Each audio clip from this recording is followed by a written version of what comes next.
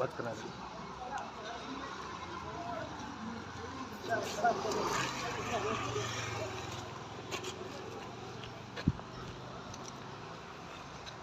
ಸಮಯಣ್ಣ ದಯವಿಟ್ಟು ಇದು ಕಸ ಕ್ಲಿಯರ್ ಮಾಡಿಕೊಡಿ. ಬನ್ನಿ ನೋಡಿ, ಇಲ್ಲಿ ಕಸ ಹೆಂಗಿದೆ ಎಲ್ಲ ಸೆಂಟ್ರ್ ರೋಡ್ಗೆ ಬಂದುಬಿಟ್ಟಿದೆ.